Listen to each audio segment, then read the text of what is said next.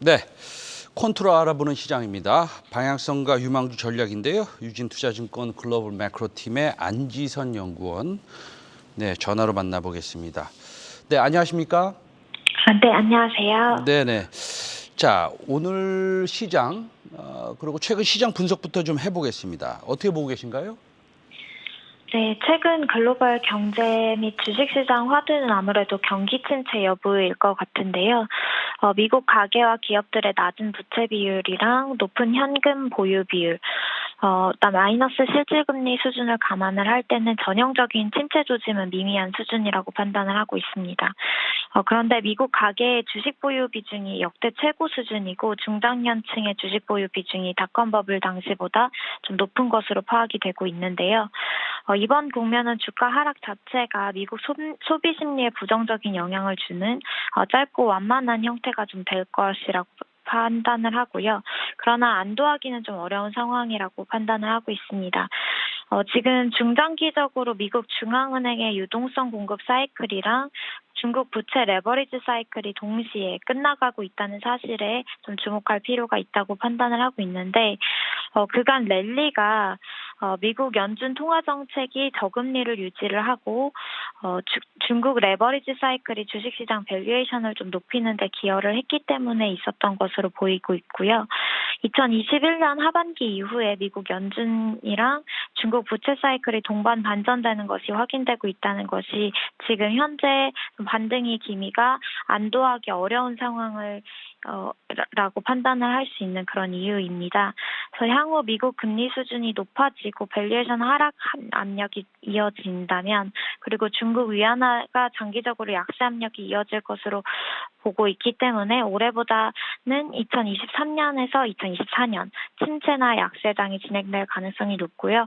지금 현재는 침체 조짐은 그렇게 크게 보이고 있지는 않다, 이렇게 판단을 하고 있습니다. 네. 지금 우리 안지선 연구원께서는 2023년, 24년 중국 시장 얘기하시는 거죠?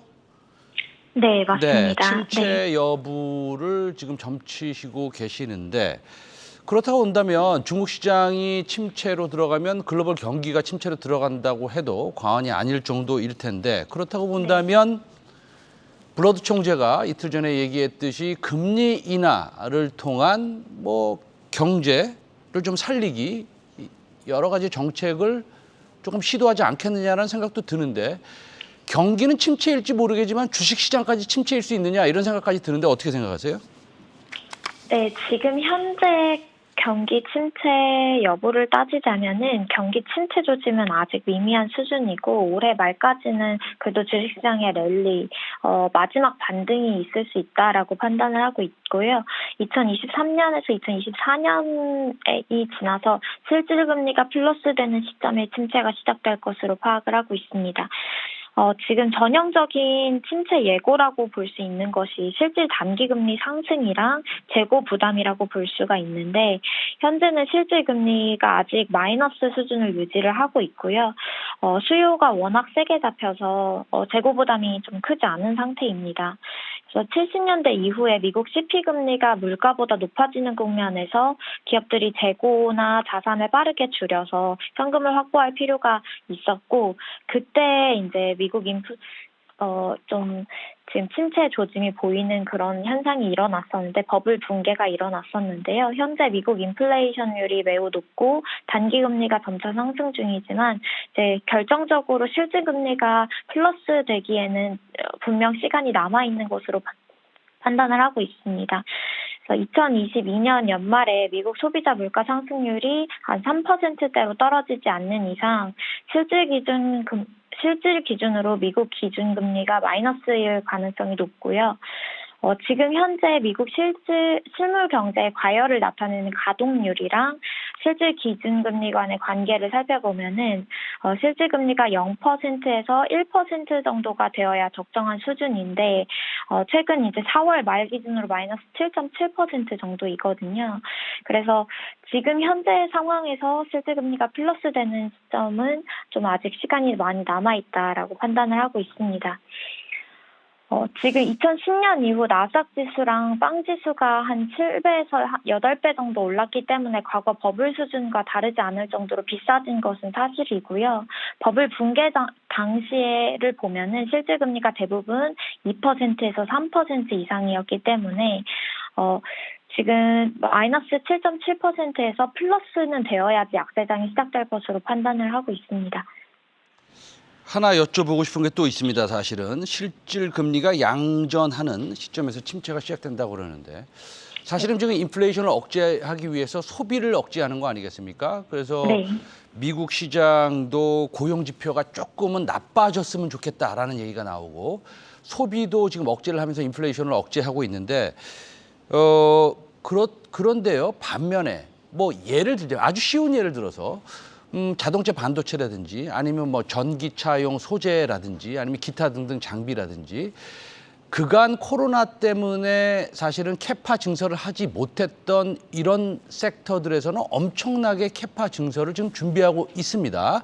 왜냐하면 2023, 2024년도에 공급 부족 현상이 지속적으로 일어날 수도 있다라는 얘기가 있는데 소비와 투자 이건 좀 다른 얘기 아닙니까?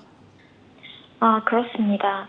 그래서 소비를 억제한다는 개념과 투자를 억제한다는 개념이 둘 다 이제 인플레이션을 억제한다는 개념으로 작용을 할 수가 있는데, 근데 사실 소비를 억제하면 경기 침체가 빨라질 가능성이 높고요.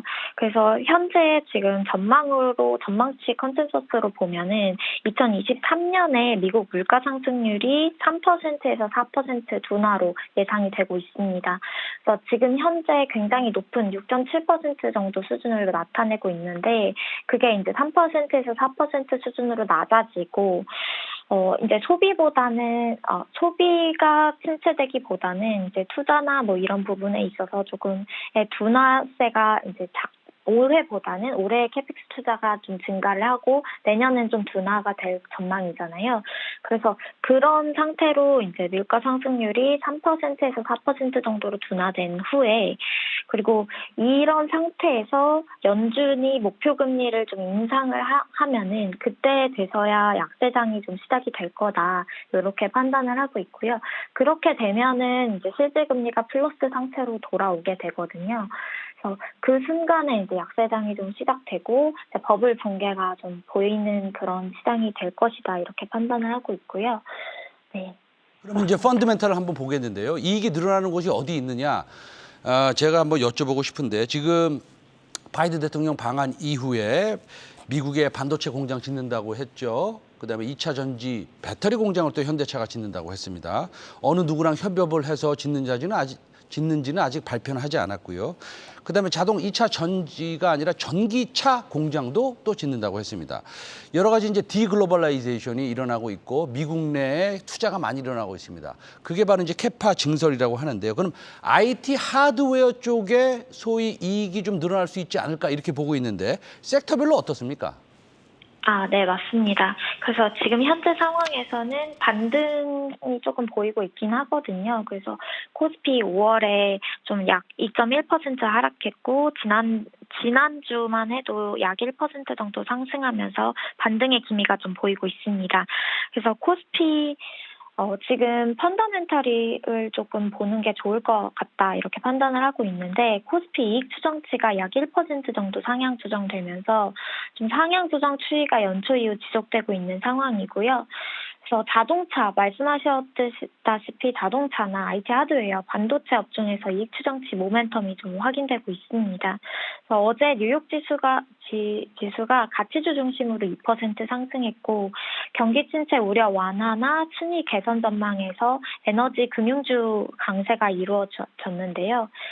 다시 시장의 반등의 기미가 조금 보이고 있는 가운데 이익 모멘텀 보는 것이 의미가 있다고 판단을 하고 있고 지금 현재 이익 모멘텀 유지 중인 업종이나 종목을 좀 살펴보면은 소매유통, 필수 소비재, IT 하드웨어, 운송, 반도체 업종이 지난달에 이어서 이익 추정치 상향 조정 추이가 좀 지속되고 있습니다.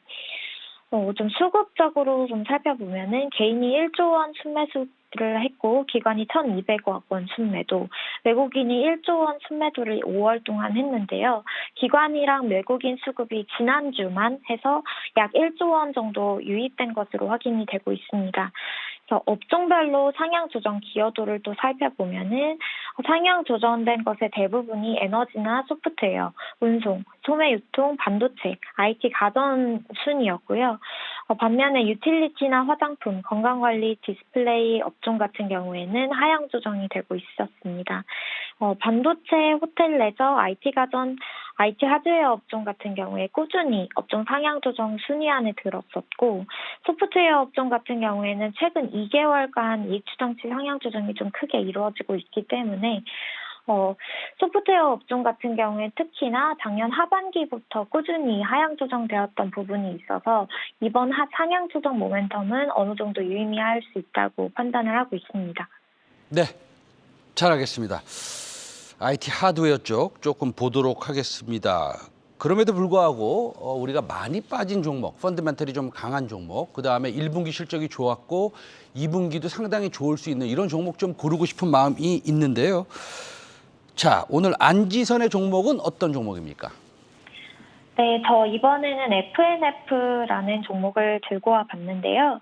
FNF는 1분기 매출이나 영업이익이 좀 크게 어닝 서프라이즈를 보이면서 매출이 57%, 영업이익이 94% 증가한 수준을 기록을 했고요. 하반기부터는 중국 매크로 문제만 해소된다면 실적이 크게 개선될 것으로 예상이 되고 있습니다.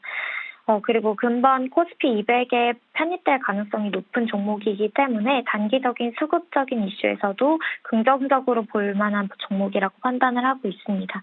그래서 5월 말에 편입 종목 발표일 전까지 보유를 하는 것, 단기 트레이딩을 추천드리고 있습니다. 잘 알겠습니다. FNF가 코스피 200 편입 가능성이 좀 높아지고 있군요. 그게 이제 5월 말에 있을 예정인데 단기 트레이딩이 좀 가능하다 이렇게 말씀하셨습니다. 오늘도 안지선 퀀트 애널리스트로부터 시황에 대해서 좀 들었고요. 그다음에 종목 FNF에 대해서 조금 우리가 공부했습니다. 오늘 말씀 감사합니다. 네, 감사합니다.